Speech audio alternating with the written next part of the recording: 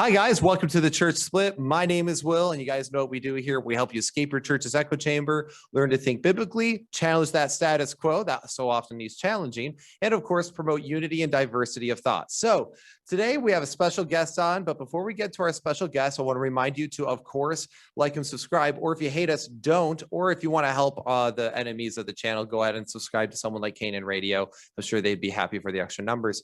But anyway, so guys, I do have a special guest with us, and I have David Pallmann on. And David Pallmann a while ago did a class for us as we are trying to build our playlist for unity and diversity on a bunch of different topics within the fundamentalism of the faith. And David came on, he talked about Reformed Arminianism, and it was great. And a lot of people, I got a lot of positive feedback actually from that episode.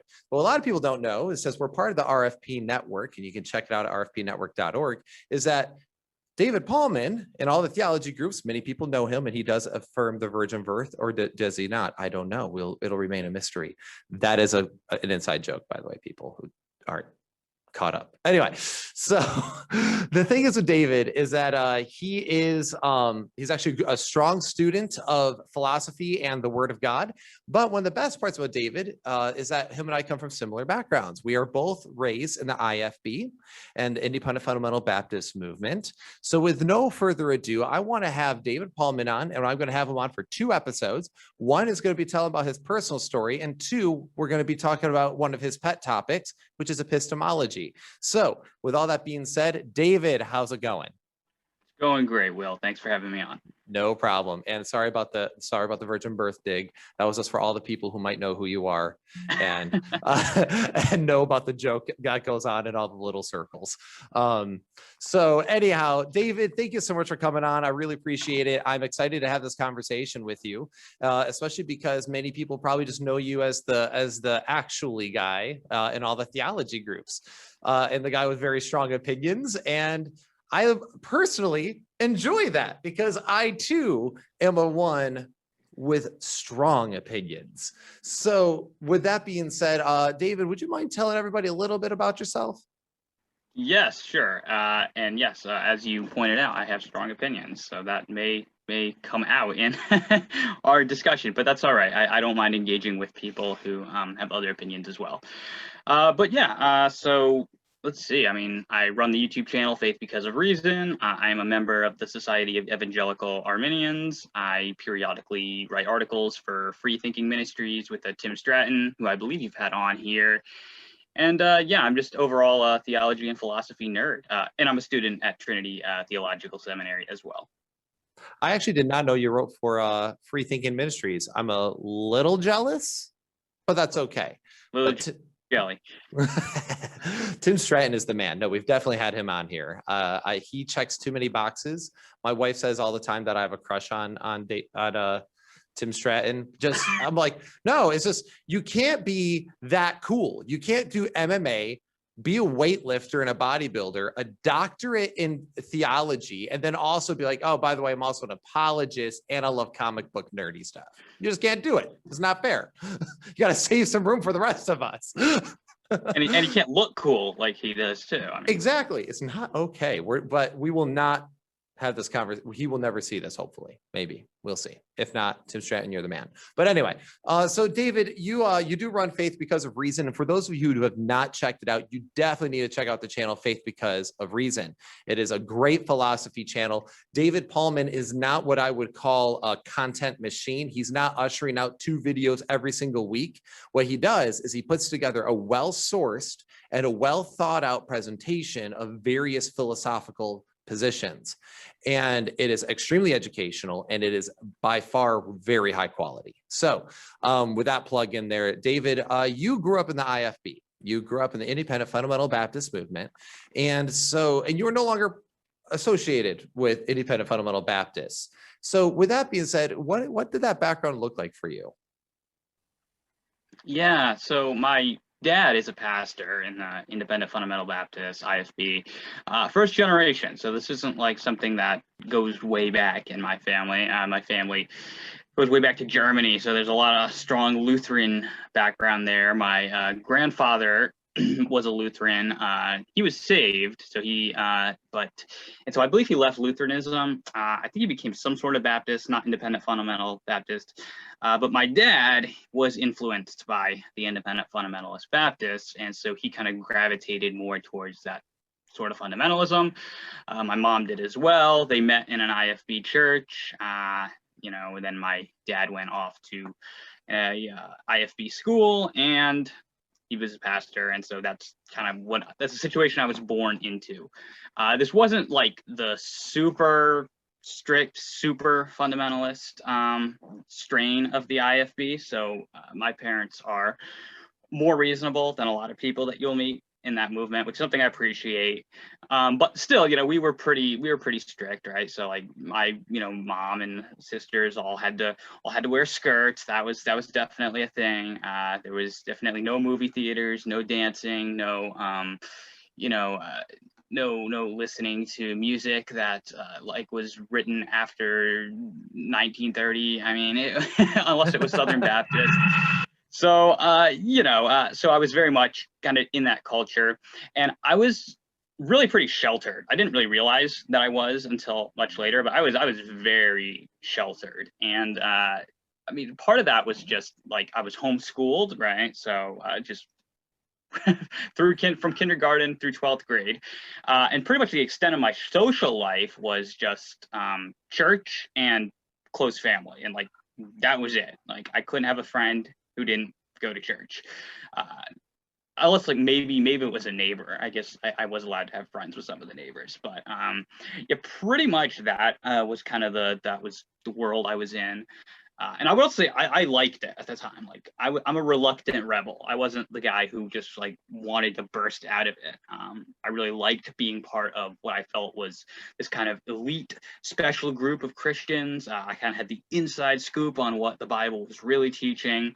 I felt very secure in that. And maybe part of it was just that I kind of enjoyed being able to like look down on people and just kind of be like, well, I've got it figured out, come to me for the answers. Because just that's kind of like, it was just so pounded into me, like week after week, like we are right. And that was the big thing. And like everything was from that perspective. And I don't know how many other people in the IFB will recognize this sort of language, but everything we heard was like, oh, well, you don't want to read that author because he doesn't agree with us, oh, that church, they're not like us. So like us, independent fundamental Baptists, that was like the reference point. And so if it's not like us or it's too different from us, then it's wrong. And so, I mean, I was on board with that hook, line, and sinker. Nothing in me wanted to leave that. And so really, in a lot of ways, I got dragged out kicking and screaming. And I really fought as hard as I could to stay in for as long as I could.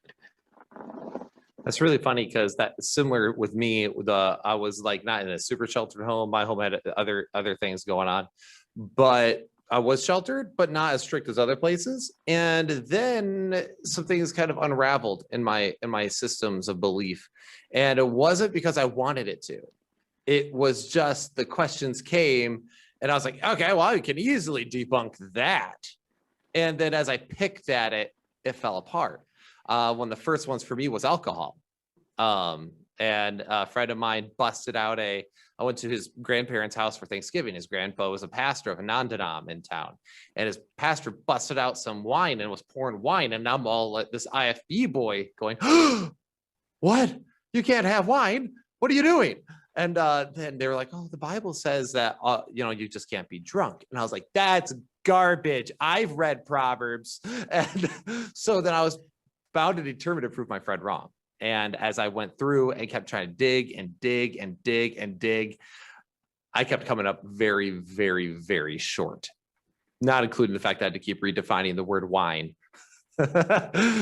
So that was what my first major unraveling experience that I still kind of like faked, that I held it against view for a while, but I just, that really messed me up. So anyway, so you're raised in the IFB and you went through all that. So what kind of IFB, what brand of it? Because as much as it is kind of one, even though they say they're independent, they are a movement and they are kind of a denomination, but there's just different flavors of that independent denomination. So what kind of background did you have in that? Yeah, so people might know my kind of the big school for my group of it was Heartland Baptist Bible College. So that was very much the kind of wing of it, I guess, if you want to say, that I was in. It wasn't really until later that I discovered that there were kind of other strands of it as well that were like, they were considered okay, but not as good, right? Like if you go to like Crown College or something, like, well, that's okay, but that's not as good as Heartland, So that's kind of, I think kind of Sam Davison would be like the big name that kind of headed up a lot of the preacher boys who would become the leaders in the particular wing of it that I was in. Gotcha. Okay. So Heartland, that's interesting. Actually, that was one of the ones that I would hear like spoken of either poorly or highly. I could never get like a middle of the ground response whenever in my little circles, but I came from more of like the high church IFB, which is like what the Crown and the Bob Jones are. It's just that it's way more hoity toity. And the other ones are more the shout in tent meeting types. And I had my fair share of that time too, because those lines blur from time to time. But anyway, so, all right, you were in the IFB. And when did you start kind of going, this isn't adding up? Yeah, so that began for me. It was actually really a slow process. The whole like coming out of it took probably about 4 years, honestly, from the time when I began questioning things to the point where I actually left. But it began with this pretty severe faith crisis I had when I was about 18 years old. And so it just kind of began when a friend of mine pointed out kind of some of like the basic apparent contradictions in the Bible, right? And kind of that's like when like my whole reality, everything that I had believed or thought before then just kind of like began to like not feel as secure, right? And so they like would bring up like the different genealogies, right, in Luke and Matthew for Jesus, and just things like that kind of just started making me kind of question the Bible. And even though like eventually I would find answers to those sorts of things, other questions started coming kind of once the floodgates were opened, or once some doubt had come in, then it's just like everything started pouring on. And so I would start questioning like, well, maybe there aren't contradictions in the Bible, but then kind of why do I believe it in the first place, right? Because even if there's not a flat contradiction in it, that still doesn't mean that it's true, right? And so I had to start having a lot of questions about that, questions about does God exist? That was a question that I struggled with for a while. And this was like really a tough time for me emotionally. Like I was pretty constantly depressed in this period, and because I just kind of felt like I was having like my childhood faith where I felt so secure, it was kind of being ripped away from me. And unfortunately, the people in the IFB weren't really giving me the best answers, right? It was like, well, you need to have more faith, right? So I wasn't getting answers that I felt that were satisfying me from anybody in the movement at all. And I even became suicidal at this point, was like how depressed I was getting with these kinds of questions. Wow. So yeah, fortunately, even though I was not satisfied with the answers I was getting in the IFB, I turned to other resources. So I was introduced to this thing called Christian apologetics. And so I started like reading guys like William Lane Craig and Lee Strobel and Norman Geisler, C.S. Lewis, right? And I found out that Christianity was kind of a lot bigger than what I had been raised with, and so I knew that there were, because this is one thing about the IFB is, at least in my circles, is there was this sharp distinction drawn between kind of the independent fundamental Baptists, right? They are we're the extreme right, we're the conservatives, and everyone else is an extreme liberal on the left, right? Yeah. I just didn't know that there was a complete spectrum between those two extremes. And it was actually quite a big spectrum, and like every kind of evangelical is in there. You know, you had even independent fundamental Baptists who weren't as extreme as us. You had liberals who were a little more conservative than some other liberals. And so just kind of being aware of the spectrum that was there was, I was like, oh, well, I didn't know about this. It was like, just, you know, maybe to give one example would be like kind of on the evolution issue. It was like, either you are a, you know, literal 6-day young earth creationist, the earth is only 6,000 years old, or you're an atheist who believes in evolution. And like, I was barely made aware that you have like everything in between those positions. You have Christians who believe in evolution. You have Christians who believe not in evolution, but that the earth is actually quite old. You have, you know, just, and within that, you've got a whole bunch of different ways of, you know, reading Genesis in there. And like this spectrum was completely, it just wasn't there in the church. It was always the extreme us versus the extreme them, and everything in between is just ignored. And so as I'm reading, you know, and starting to learn these things, you know, that was something that was sort of like, okay, well, I know I'm not, you know, way over there on the like way out in left field, right? I'm not gonna, you know, just to upset some people, I'm not gonna deny the virgin birth, right? But and I'm not gonna believe in evolution. But, you know, what about people who, you know, they don't believe in evolution, but they think the earth is old? Do I really have good reasons for thinking that the earth is young, right? Because I'm kind of starting to learn that these are not the only two options, because I've pretty much only been presented with like, there's our position and there's this other position, and this is why we're right. And so I'm starting to learn that there are all these positions that are a lot closer to what I believe. And in fact, that even like good Christian people, you know, these that seem to me, you know, very intelligent Christians that I'm reading, they believe these things. And so, you know, and these guys are a lot smarter than me, and they're certainly a lot smarter than my pastor and all these other pastors. And so, you know, maybe they're right. Yeah, at least I should consider that, right? And so kind of that was what started getting me thinking that direction at any rate. Probably the first issue for me really was this issue of creationism, because it became apparent to me that the Bible really was not trying to put an age on the earth, right? Because I would talk to people like, so like, why do we think that the earth is only 6,000 years old? Well, if you add up all these genealogies, then, you know, I'm thinking, so kind of, I was like, okay, you know, I bought that argument, but the Bible's not really teaching that. Like the authors of these, they aren't including these genealogies so that you can add up the ages and figure out how old the earth is. If they cared about how old the earth is, like, they just would have told you that. That's true. And so, you know, even if you could infer an age from the earth out of what the Bible is teaching, you know, maybe you could. I thought you could for a while. That wasn't what it was teaching. So it just became something that became waning in its importance to me.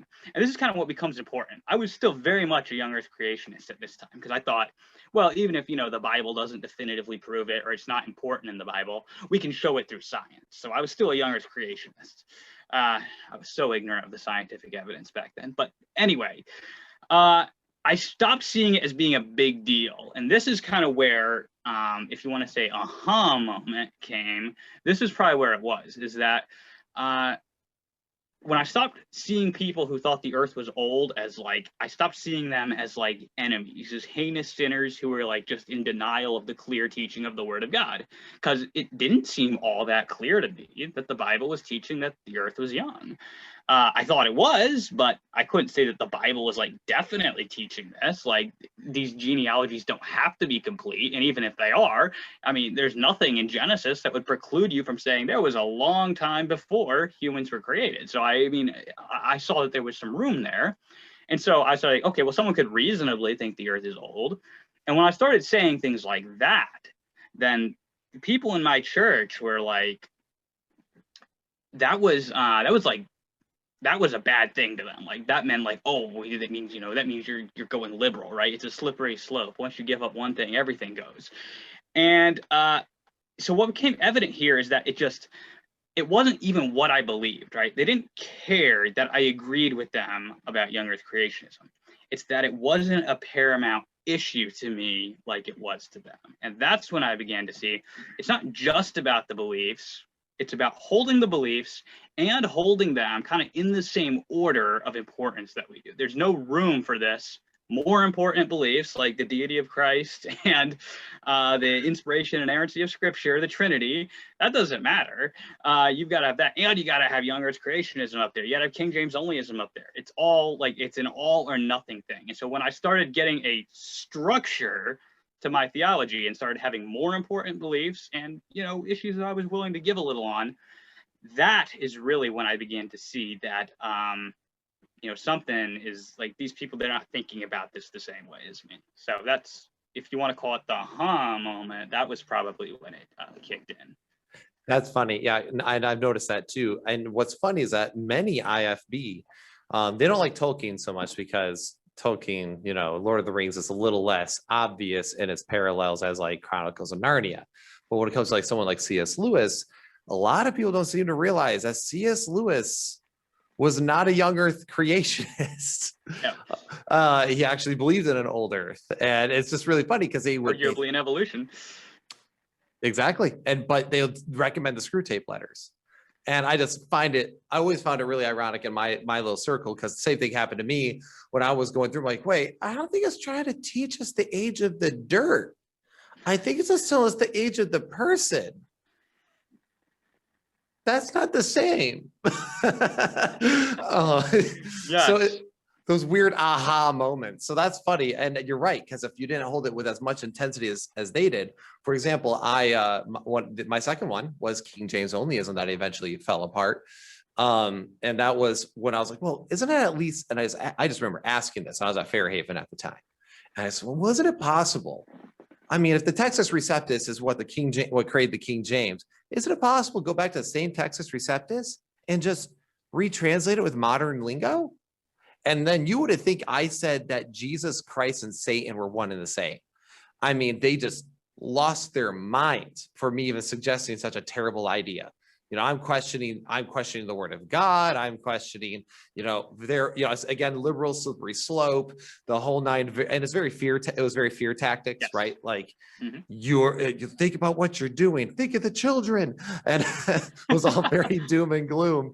And it just, I don't know, it really bothered me. And I guess some of those things. So it's funny that you're saying that because I related to that. So so when you got out, yeah, and then you actually went to Heartland, didn't you? I did. How long were you there? I lasted 2 years. Yeah. You lasted 2 years. Did you get kicked out? Well, I'll tell the story of that if you want to hear it. Oh, this is kind of relevant to how. Why not? Then we can talk about more of the little issues because you said you have a list of issues and stuff. Well, yeah, because a lot of it happened while I was there, so I'll just kind of put it. Oh yeah, just go do your thing. Order here. Yeah. Okay. So, I went off there to Heartland, and while I was there, I met Joseph Wooten, and he would end up being kind of like my just like a good friend, right? He was like if I was David, he was Jonathan, right? In fact, some people even called us that because like we were just like we always stuck together. And the reason for that was that we thought about these issues in somewhat the same way, that we both had deviant opinions. So we were both the bad kids, right? No one else really wanted to be friends with us because it was just known that we were a little different. And but I liked hanging around Joseph because he made me look good, because he had like opinions that were way, like he believed in annihilationism, right? He thought that like hell was something of like people just completely went away. He was a Calvinist. I mean, so this made me look good because I looked so much more like the IFB than him. So being friends with him was actually, it was probably partially selfish on my part. So sorry, Joseph, if you see this, I had partially selfish motives in befriending you. But yeah, so him and I became friends. And one thing I liked about him is that he, even though we had a lot of differences, like I was really leaning Arminian at this time. He was leaning Calvinist. He wasn't really a Calvinist, but he was like listening to James White and stuff, and was like he was leaning that direction. And so we would bash heads over these issues, right? Because we both cared about them and we thought about these in the same way. Like, we didn't care what the professors were telling us.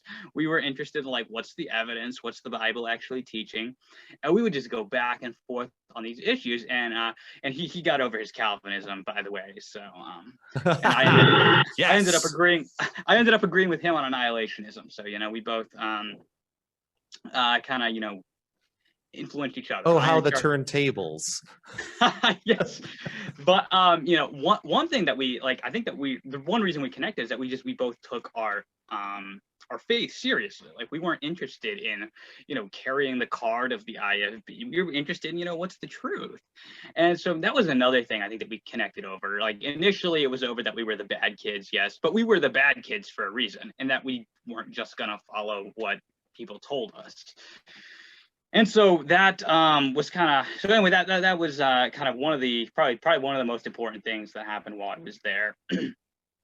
So my issues with the King James, yes, that was the next thing that went for me, because I was interested in apologetics, and I was interested kind of in this question of you know, is the Bible reliable? Like, this was kind of an interesting thing, right? Because, like, I mentioned before that, like, when my faith, like, when it was shaken, right, when I kind of lost my faith, as it were, but not completely, like, I hadn't apostatized, but I was just, like, so doubting, was Christianity true, that, you know, when I started to rebuild it, when it came back, I say it looked a little different than what I had, you know, than the Christianity I'd been taught. And that's kind of probably what happens when you start thinking for yourself, is that it's probably, you know, if your theology looks exactly like the theology you've been taught, it probably means someone else is doing the thinking for you. Obviously, that's, you know, you might, it's possible, but in general, you're probably going to reach some of your own opinions on things, and that's not a bad thing, because, again, we can just we can allow for some differences on these areas. But yeah, with the King James issue, it was this question of, like, you know, well, is the Bible that we have now, you know, is that the same as the Bible that originally came to us? And so I started looking into, like, textual criticism, right? I'm reading guys like Bart Ehrman and Dan Wallace and stuff, and both of those guys, while they might really differ on the text of the New Testament, they're agreed on one thing: King James Only-ism is is silly. And so, you know, I also found out why, right? Because the story wasn't what I'd been told. It wasn't that my King James Bible was just exactly like this majority text, and, like, this is what most of the manuscripts say, right? And also, if you want to deny it, right, you're gonna deny the Trinity, because the King James, it's 1 John 5:7, right? So one thing that was huge for me is when I discovered that 1 John 5:7 is not in the majority text. And that was like, I was like, okay, hang on, because you can't have your cake and eat it too. If you're going to say we're going with the majority of manuscripts, we're going with what the majority text says, but then you also want to say, oh, and people who disagree with the King James, they just wanted an excuse to deny the Trinity. I'm like, you can't have both of those arguments. Because if you have the majority text, you don't get 1 John 5:7. You want 1 John 5:7, you don't get the majority text. And so kind of what it came down to is that they were really just starting with this presupposition that, oh, the King James, it's perfect. So anything that, you know, supports it, well, you know, anything that's reflected in a manuscript there, that accurately reflects the original. But wherever something departs from the King James, well, that a manuscript's just not, it's just not accurate there. And so what they'd really done is they weren't basing this on any kind of evidence like I had been told. I was told, you know, we're just going with the majority of manuscripts, right? Oh, well, that makes sense. Only you're not. And so this was really scandalous to me, because I kind of felt lied to in some ways. Well, after because first I just thought my professors and stuff, oh, well, surely they're not, they just don't know this stuff, right? And I was incredibly naive at the time, if this isn't obvious. I thought they just don't know this, and surely they're going to be as interested in these facts that I'm discovering as I am. And so I would go to my professors and I was like, oh, look at the textual evidence. And kind of to my shock is this was not news to them. They were very well aware that you know, 1 John 5:7 wasn't in the majority text. And yet they would continue from the pulpits and in the classrooms to say this. And I would hear them say this after I had, like, approached them about this. And so I was kind of starting to find out that it was kind of hard because like these are the people like I believe you can trust pastors, right? You can trust evangelists. These are the people I was supposed to be able to trust, and I'm hearing them effectively. Like I don't know how you can that cannot be lying, like or minimally it's presenting like half truths and like partial truths in such a way that's like constructed to just push an agenda forward. And that like really bothered me. Like I felt lied to at that point when I was like being told that like from the pulpit, what you're telling people from the pulpit, all right, is that the reason that we should believe the King James is because it matches the majority of manuscripts. And you're not going to tell them that 1 John 5:7, that one's not even in those majority of manuscripts that you're getting the rest of your Bible from. And I mean, again, this is just one example. I was discovering a lot of things like this. That was really a big red flag. And so like I had to let go of the King James only issue because I mean, it wasn't what they were telling me it was. And I understand, I learned later that there are different types of King James onlyism, but you've got like Ruckmanism and stuff. But this was the sort that I was in that said that, oh, well, we're just following the majority text. That's a lie. They were not. So that was a big thing for me right there. I don't know if you want to come in with kind of, because I know the King James issue is a big one for you as well. I mean, it's not like I have a whole series on it and I just keep poking that bear. I'll be honest, I enjoy poking the bear because the evidence is stacked against it, and I just love seeing the meltdowns happen. But it's also great because there's so many people. It allows them to get when the King James only issue falls apart for so many because it's such a chief issue in the IFB. It almost gives them permission to start looking to other issues. So that's why I've devoted so much time to King James only-ism. I have nothing against the King James. It's written very poetically, it's beautifully written. It's a translation of a particular compilation of a particular group of texts. That's what it is. And so, yeah, to that point, I felt the same way. Because again, I think when you're young and you're on fire for God and you're like, oh yeah, I'm doing all the things, ministry and all the stuff, you think you're naive because you think that these professors are probably just as genuine as you are. And I'll be cynical here. Many of them are doing it purely for self-preservation. Like it's because, well, I know that this is false, but my career is dependent on this. So I'm going to keep teaching it. And what happens is that they end up sacrificing the questioners on the altar of their self-preservation. And I know that sounds really harsh, but it is what it is. Because what ends up happening is a lot of people, once they find that something's false, they end up questioning all of Christianity because they have no idea about Christian apologetics. Because the IFB, it does not do apologetics, because apologetics, it encourages critical thinking and a diversity of thought. You can't allow apologetics in the IFB if it's all got to be singularly thought. It's very much a hive mind in that sense. So a lot of times people, I know plenty of people who were from the IFB who are now like outspoken atheists. It's just because once they started questioning and they realized that somebody, like you were saying, was straight up lying at worst, they just started questioning everything and they had no answers to any of the questions. So they just fell off the grid entirely.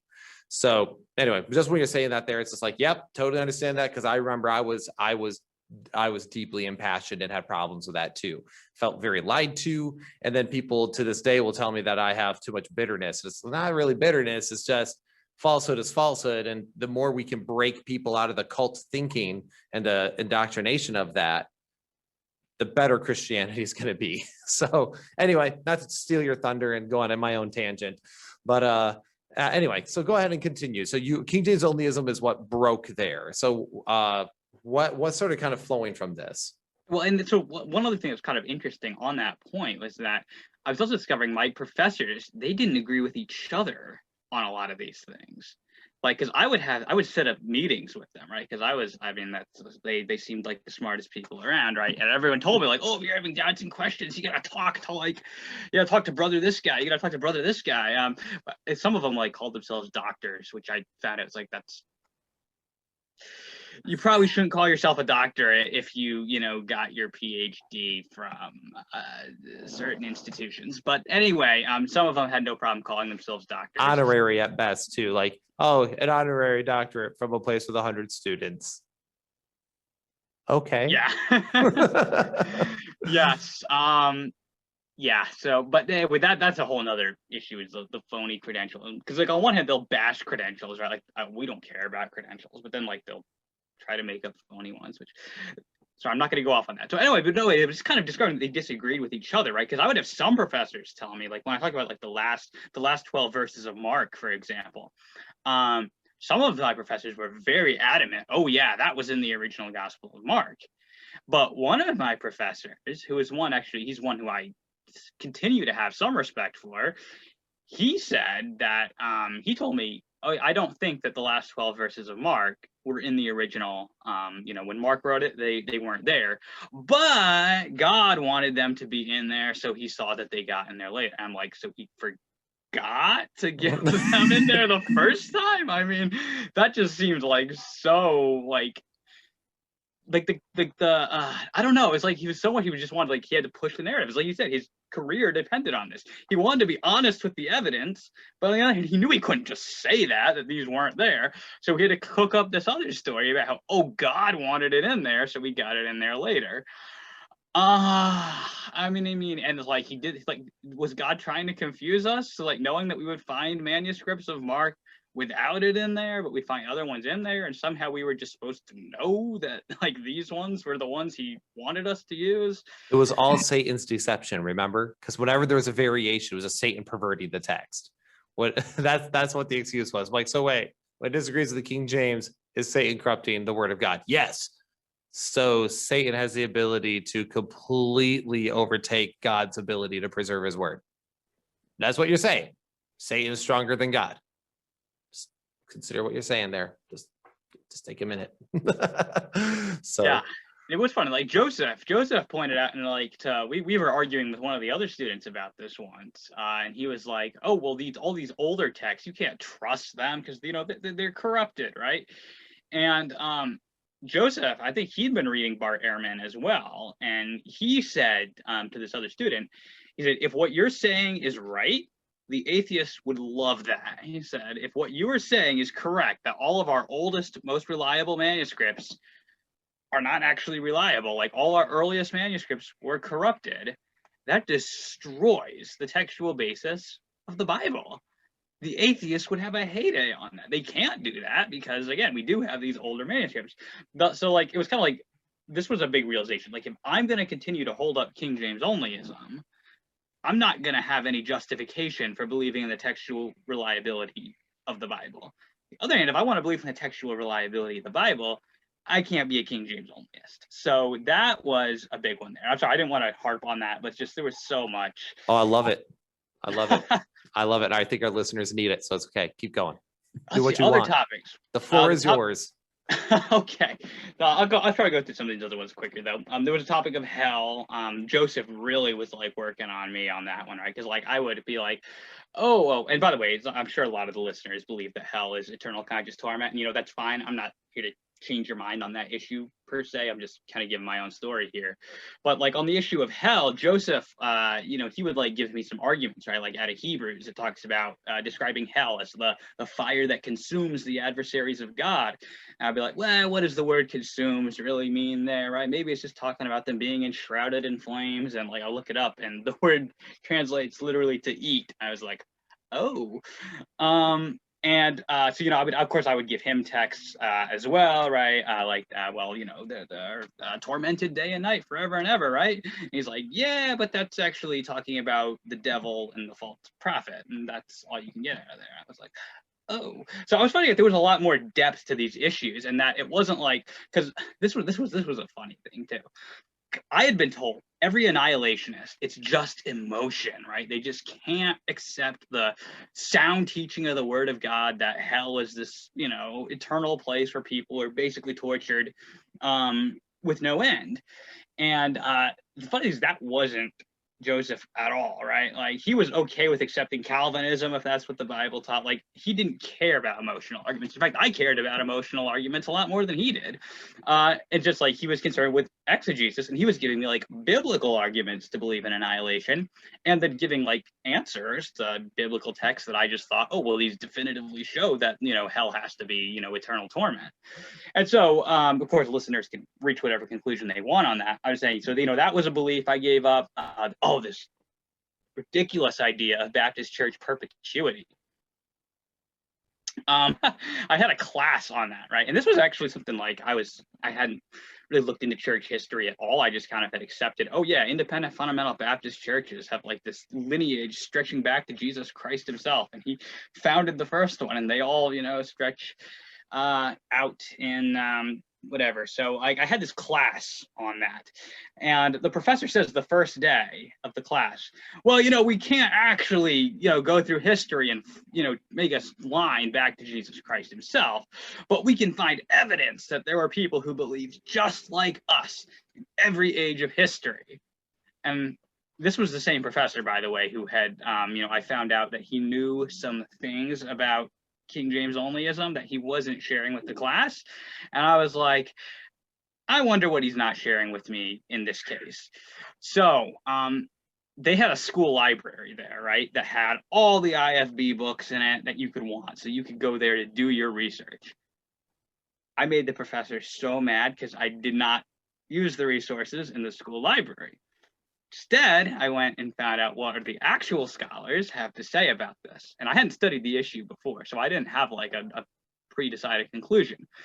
And I just found it was such a farce. Like these groups that they were saying they believe just like us, like the Paulicians. That was a huge one for them.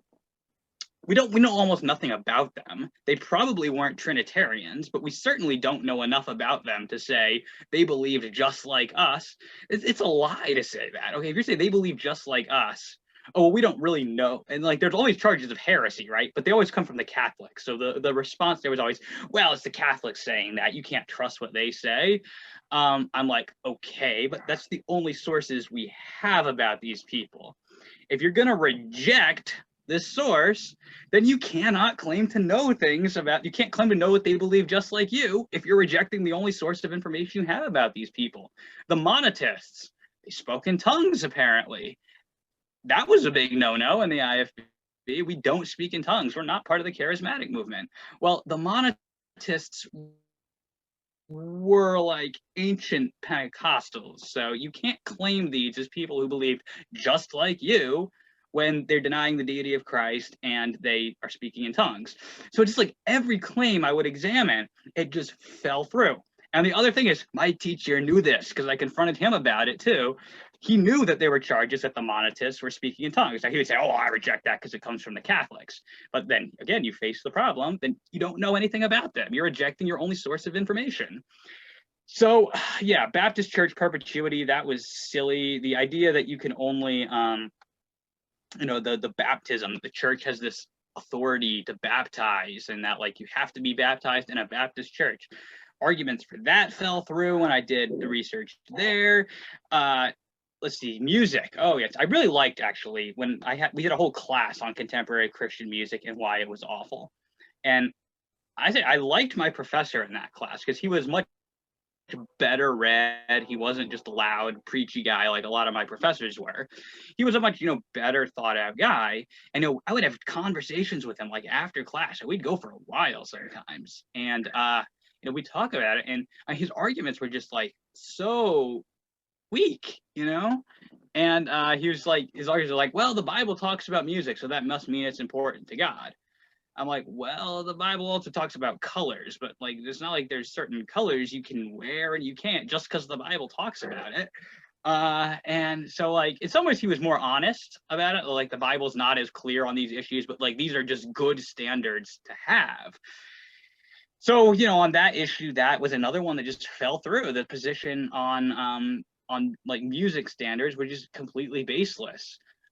This issue of eschatology is I started like seeing all these statements in the Bible where Jesus is like, well, this generation won't pass until all these things be fulfilled. Statements from Jesus that there's some standing here who won't taste of death until they see the Son of Man coming into his kingdom. There was like this kind of, it was going to happen soon was the idea I was getting from the New Testament. And so, I kind of adopted an Orthodox preterist understanding of eschatology. Tithing fell through, like when I studied that issue out. But like tithing, first of all, probably wasn't about money, right? It's about plants and like vegetation, livestock, things like that. But we don't actually have tithing on money. And then also, if you're going to make these arguments that like you can eat bacon because you're not under the law, then you can't have tithing because that's another thing that's under the law. So there was like so many inconsistencies with these things. A big one, another one was once saved, always saved, is that I had to write this paper for this one class. It was an extra credit assignment, actually. You had a question? Oh, I don't have a question. I just want to say we're about ready to go into some hot waters here. Because I recently, even in my own network of podcasts, got in a good, solid debate about once saved, always saved. Now, the other thing is, real quick, guys, and David, you might appreciate this when the episode finally drops. I am putting together a very long and very well thought out and very strongly researched, while at the same time try to give the bird's eye view about music. I want to give a musical breakdown, but it's going to be really, really hard to take this monster and then bring it in. So all of you guys stay tuned for that. So yes, but once saved, always saved. You had to write a paper. I would love for you to talk about this because you and I both agree on this. All right, yeah. I actually, this was my hermeneutics class. I really liked my professor in this class as well, because again, when I had private discussions with him, he was a lot more honest about some of this stuff than some of my professors were. It was funny. He told me his whole reason for holding the King James Only-ism. This is kind of a side note, but his whole reason for holding the King James Only-ism was that he thought that people would have doubts if you tried to if you tried to believe, so I told him, he asked me, why do you believe the Bible, right? And I kind of gave my sort of historical apologetic, right? Here's why I believe it. He's like, well, that's because you're smarter than most people. But most people, they can't do that. So we have to stick with this King James Onlyism, because if we use the sort of approach that you're using, basically, most people are too dumb for the historical apologetic approach. And that was a telling conversation. But anyway, because he was honest like that, the one thing I appreciated about him is that at least he was telling me its real reason for holding the King James Onlyism. Had nothing to do with the textual evidence. So, but anyway, yeah, in his class, there was this extra credit assignment. I didn't really have to do it, but it was on the section of scripture you had to do an exegesis of was Hebrews 6, 1 through 6. And he said in there that, you don't have to, he said he's not going to grade you based on the conclusion that you reach. He wants to see if you're using the principles he taught you in the class. So I didn't feel pressure here because, again, I knew the professor. I liked him. He had been true to his word, so I didn't think he was going to fail me if I came up with an interpretation he didn't like. And I still held the once saved, always saved myself at this point. But Joseph had recently abandoned his Calvinism, and he had swung like a pendulum to the other side. He was considering open theism and all kinds of stuff. And he was coming up with the belief you could lose your salvation. He's like, well, what about Hebrews 6, 1 through 6, right? And especially verses 4 through 6, for those who maybe aren't familiar with that passage of scripture. Hebrews 6, 4 through 6 is probably one of the most famous passages that people who believe that you can lose your salvation, they will go to that passage. So I got out the commentaries and, I started doing research on it. And there was this one book I got. It was a 4 views book, 4 views on the warning passages in Hebrews. And as I went through it, I was reading people who believed in eternal security. I was like, is this really this isn't convincing at all. And as I would read the people who were saying that, you could lose your salvation. They weren't just saying, oh, that's what it clearly says. Then they're comparing it. How does the author use these words elsewhere? Well, obviously these people are saved if he's using the words consistently, right? What does the falling away talk about? Well, it's saying it's impossible to renew them again to repentance. So you fall away from repentance, and repentance is the condition for salvation, right? So that's kind of where the once saved, always saved. I didn't let the belief go immediately after that, but I did write the paper, and I did conclude that the passage was teaching that you could lose your salvation, even though I wasn't 100% convinced that you could at that point. And I got a good grade on the paper too. So, so I appreciated that my professor did that. Yeah, he was true to his word. He was. And so that's one thing I appreciated about him. But yeah, so I kind of just had one belief after another could not stand up to scrutiny. And then I started seeing other things, right? It's not even about the beliefs, but just I started noticing that things I hadn't noticed before. So like there was this incredible favoritism being given to like kids from the churches that gave a lot of money to the school. These kids would, you know, get to go on the singing groups. Like, for example, on one of the singing groups, we had this one guy, freshmen, first semester freshmen weren't supposed to be on the singing groups. But this guy was the son of one of the big name pastors, and I think they gave a lot of money to the school. And so, yeah, they let him go on one of the singing groups. And so it was just, you know, kind of stuff like that, right? Like people who were like kids from the churches that gave a lot of money, they got to be like the RAs, right, in all of the dorms and stuff. And so there was this like, it started looking a lot like kind of corruption, like kind of giving favors out, not necessarily to people who deserved them, but just because, hey, our school's getting money from these people, so we better treat the kids from those churches right. And so I started noticing that. And then they also have like these big like offering kind of events, right? I think it's in May every month where they try to raise all this money. And so like all the pastors come on, they throw like this huge, you know, preachers meeting where you've got like, oh my goodness, you probably got like 6 to 8 hours of preaching a day there. I mean, because you got like morning services and night services. I don't know how many sermons you've got at each service, and like each one is 3 hours long. So, I mean, yeah. And honestly, I liked it when I was younger, right? Like it was exciting because I would travel all the way from New York right out to Oklahoma. So it was a big trip, and you know, I got to see like this. Oh, like look, there's so many other Baptists who agree with us, and you know, there was good food and stuff. So I mean, as a kid, I kind of liked it, but you know, I started like seeing like they would have like this big screen up with like how much money they were raising, and like everyone would stand up, right, and like say like, oh, I'm gonna like give 1,000, oh, I'm gonna give 500, and I kind of like I was remembering like this one passage of scripture where it's like, let your alms giving be in secret. And here we are having this big conference where everyone stands up and very publicly says it, and then it goes up on this screen who gave how much money. And so the whole thing seemed incredibly unbiblical and pretentious to me. And another kind of related point is that in an effort to get more students to come, they would have this event. I think they call it college days. And the week before, they had all the students basically like just slaving to clean the dorms up, right? Like we would do this deep clean. And it was obviously the only reason they were having us do it right then. So you know what I'm talking about. I just wanted to put that out there. I hated college days. Continue. Yes, I know exactly what you're talking about. Yes.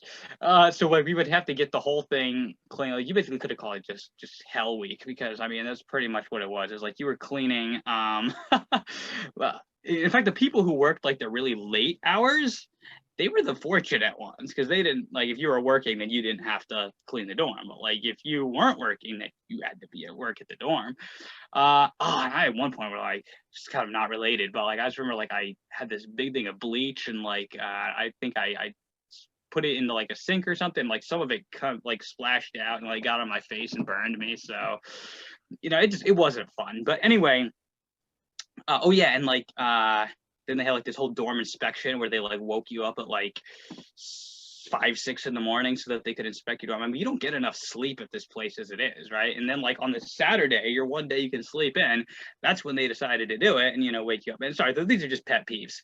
But the main issue was that all of this was done the week before. They were going to have all these prospective students come in and stay in the dorms, and they were going to put on this like banquet for them and this big show and make it look like Heartland is all fun and games and it's clean, and the food was always a lot better, right?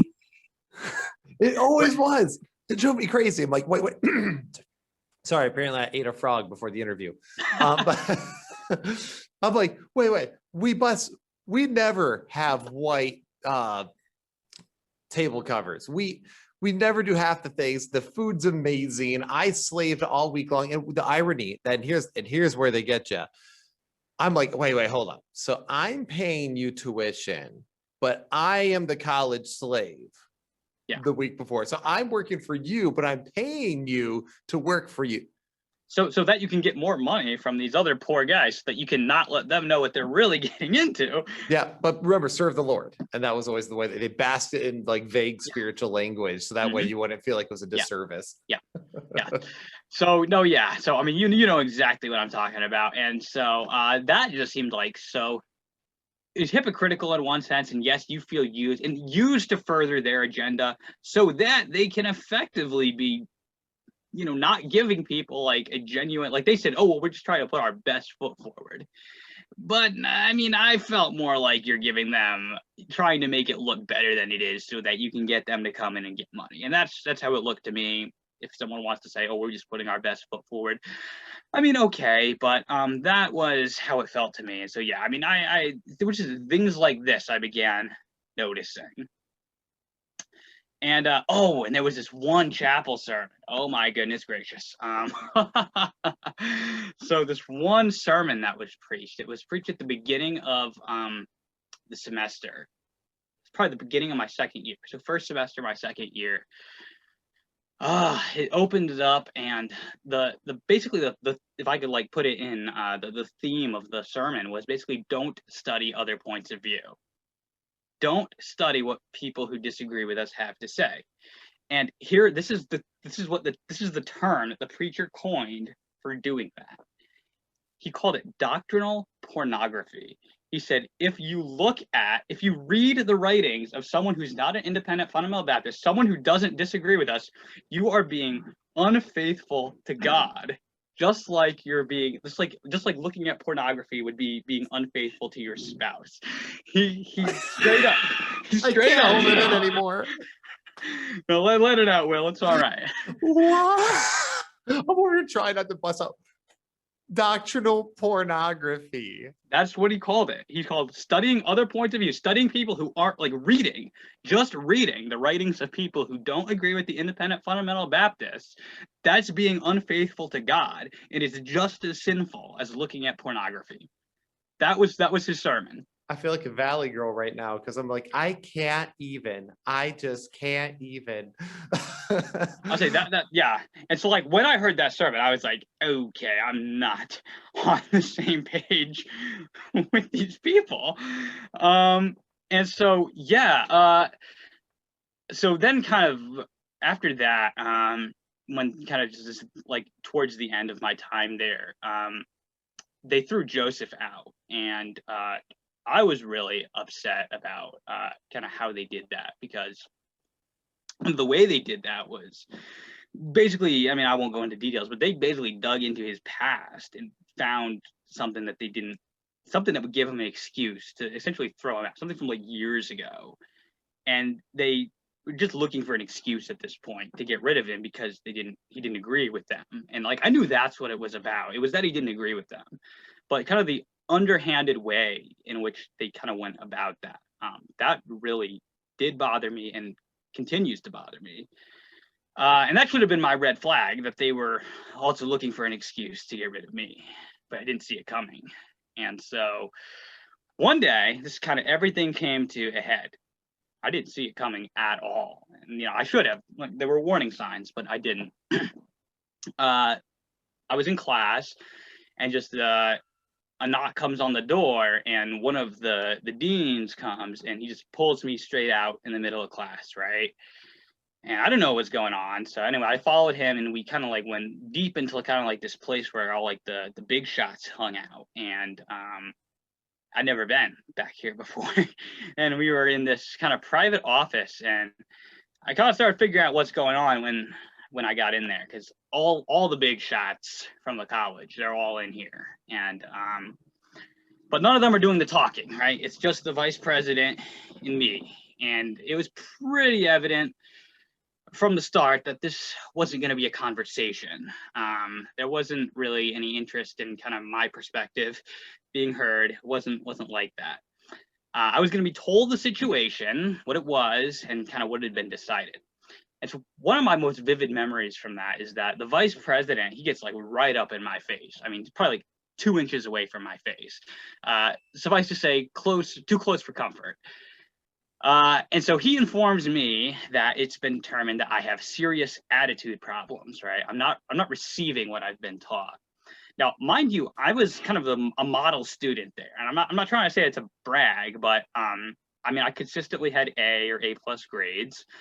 This particular school, if you break the rules, they will give you what's known as disciplinary hours, right? That's kind of these hours that you had to either work or pay off for breaking this ridiculous list of rules that they had. And so, you know, I had never gotten any hours like that. I hadn't, because I didn't break the rules. And what's more than that is I didn't just not break them when people weren't around. I didn't break them in private either. And like a lot of my roommates who were like on the singing groups and stuff, right? And I mean, to be on the singing groups, you've got to be like a really good student. I knew that they would like watch movies and stuff, like either in theaters or like in the dorm. And this is stuff that was not allowed, right? I mean, again, I think it should have been, but these are like actual violations of the rules.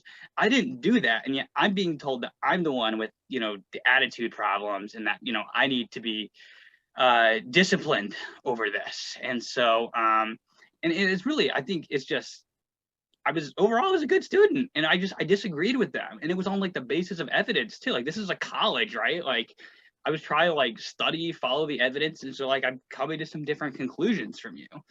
Instead, you know, I'm being told that, you know, I'm rebellious, I have a bad attitude, and oh yeah, and I was also placed on probation. I was restricted to campus, and I was told that I was gonna have to be in my dorm early every night, right? So basically, all my privileges as a student, those got taken away. And so I was just kind of shocked at that. And there were just like so many emotions going through me right then. Like I was kind of scared because they were threatening to like throw me out on the spot. I was kind of enraged because this felt like very unjust to me.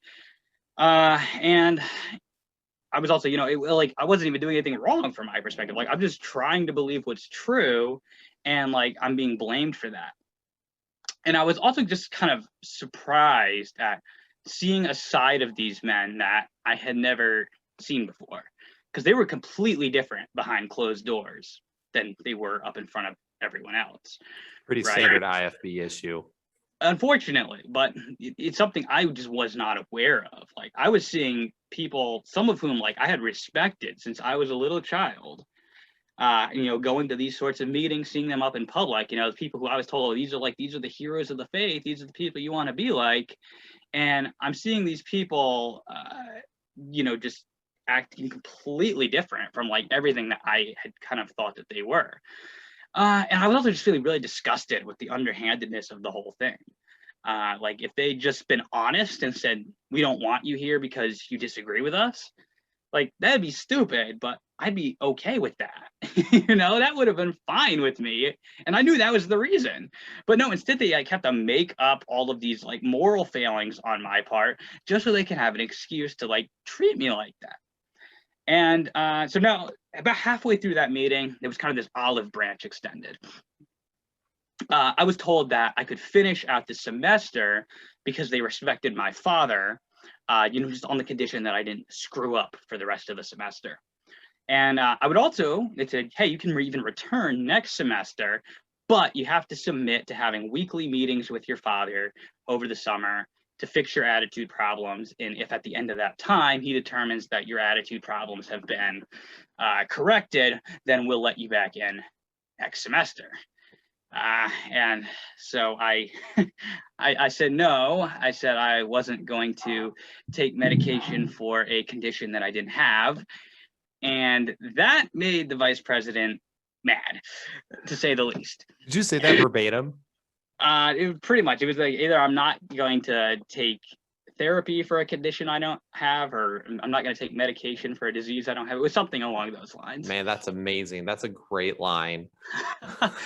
Well, he didn't like it. Apparently, he didn't think it was a great line, and so I think like he'd already said that like you can stay the rest of the semester if you don't screw up. I think his opinion changed after that, because it felt to me like he was then just trying to like basically grill me to get me to say something that would give him an excuse to throw me out.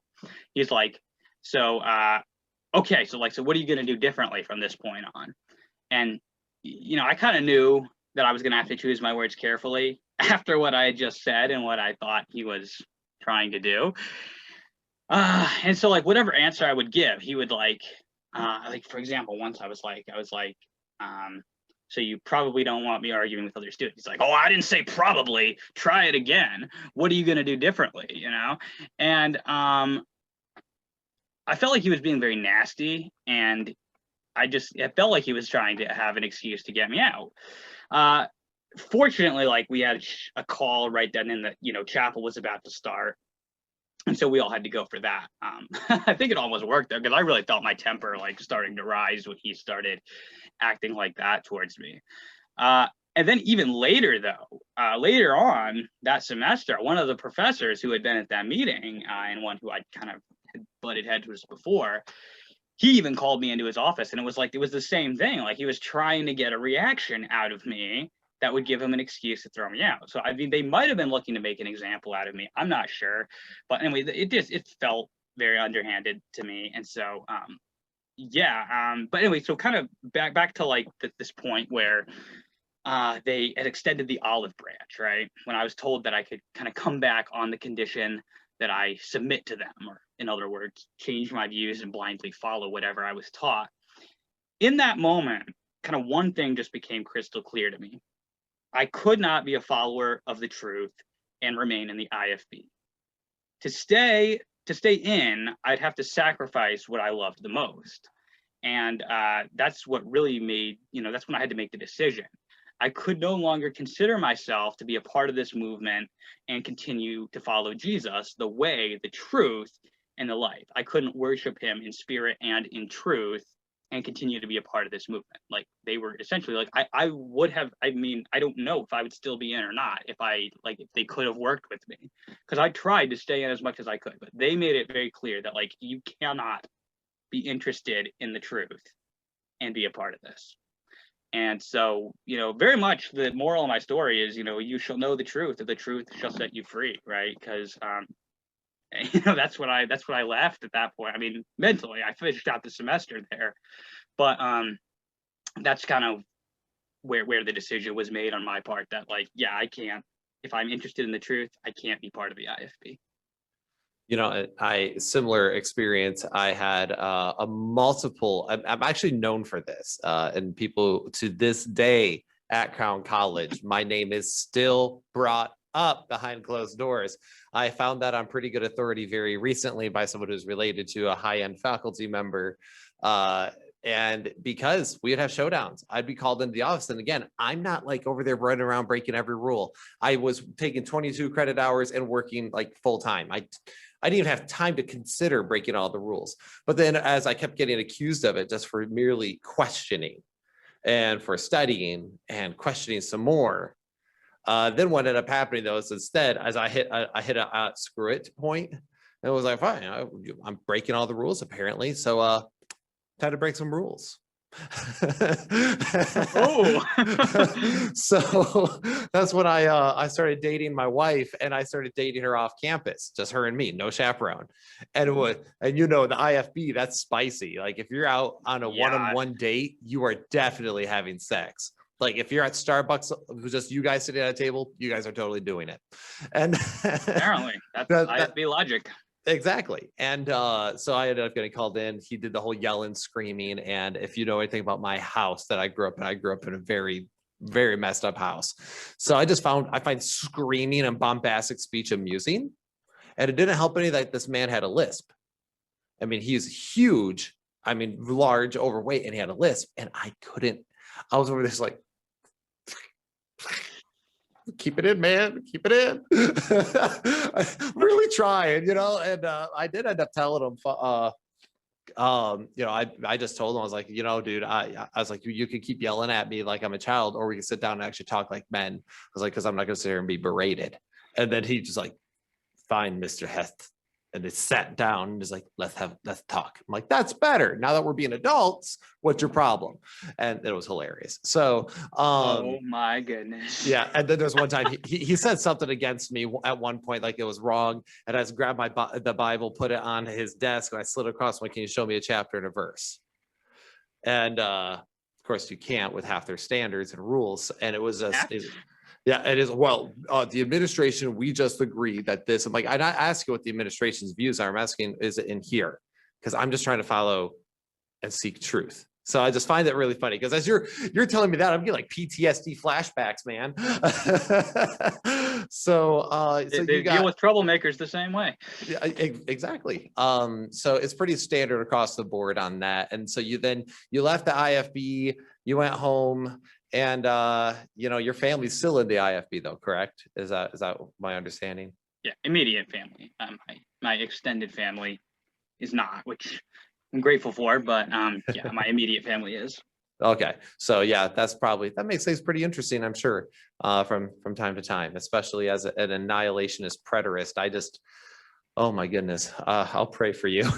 I need it. So I find annihilationism fascinating. It's one of those things where I just always go back and forth and flirt around with, because it's like, oh, that's a good point, and then I'm like, oh, but then this, then I'm like, oh, that's a good point too. And honestly, I probably just haven't dedicated enough time to make a full decision on it while studying. So I've focused my time on so many other topics currently, and it's one of my shelf topics. I have a shelf of topics. I'm sure we all have a shelf of topics that we're want to dig into. That's or correction is we should have one, like IFB. Yes. That's one thing was foreign to me in the IFB, was like, you have like this theology, like you could just read the Bible and get your theology from it. No, theology is a lifetime pursuit. And I mean, I know I'm never going to get it down, but I mean, I'm dedicated to the journey. And it's not this simplistic, you can have it all figured out easily and you can dedicate your life to just, doggedly preaching and defending it. Reality is more complicated than that. Right, exactly. So, well, David, I really appreciate that. Is there anything real quick you want to add to your story before we wrap up this episode? I think I hit all the high points, but yeah, thanks for letting me on. Awesome. This is the first time I've told the whole thing. Yes, I'm actually really excited. I'm glad we were able to do it because, as being part of that RFP network, we deal with both the IFB and then theology and then church stuff. And, I want to get into apologetics, but it's funny because I just felt like God kind of pulled me over here the more and more I got into this. And it was like, there's a lot of great apologetic channels out there, but there's not many that are shining the limelight on what is going on with these other crazy groups and what it does to people and proper theology and how to respond to some of these extreme positions. So I was like, maybe that's my home for a while. That's okay. Been there, done that. I nuked that a long time ago, so I could talk to this forever. So anyway, so I ask this to everybody, and now it'll be different because you're actually going to be the first guest I think I've ever had back-to-back episodes with. So there's things you can bring to the table in different categories. So I'm enjoying that. I ask this to every guest, and I'll ask you this at the end of next episode as well, but just on a different view. So the next one will be epistemology focused. This question, it will be your story related. Since the church split is about splitting from tradition, or that things that could cause church splits, or things that cause division, or people who have to leave certain like cultish groups and split from their church. That's the whole point of it. The whole real point of the channel, though, is to unite people, right? Unite people under the fundamentals and then allow diversity of thought. And I give my own views on things all the time, and I welcome people to challenge them. So my thought with you is, through sharing your story, and obviously you and I both have a similar opinion of the IFB, if there's, for lack of a better term, which is it's not good, it's bad, and it needs to stop, it needs to go away. It's very harmful. So, but how do you think that your story and what you went through can help unite the divided body as is? So what I think is really the problem with the IFB, of course, but really with what I want to label as fundamentalism or neo-fundamentalism, is that the key problem that goes wrong with it is that they don't acknowledge a distinction between essential and non-essential doctrines. And this is kind of the problem. If you don't have that distinction in place, then kind of this extremism that views everyone who disagrees with us as, just wrong and in denial of the Bible, that becomes inevitable, because now there's no such a thing as a non-essential doctrine. So now everything's an essential doctrine. And so if you disagree in any point, then you're effectively in denial of the Bible, right? And of course, we also realize there's a distinction between standards and doctrines. But so I would say really the important thing is to realize that there's the core stuff. There's the Trinity, there's the deity of Christ, there's the inspiration, inerrancy of the Bible, right? And you're gonna maybe have lesser things that are important, but maybe not core doctrines, like maybe your position on your soteriology or something like that. And you're gonna have issues like eschatology, which is like, have an opinion there by all means, but like, don't say that anyone who disagrees with you is a heretic, please, because like nobody agrees on eschatology.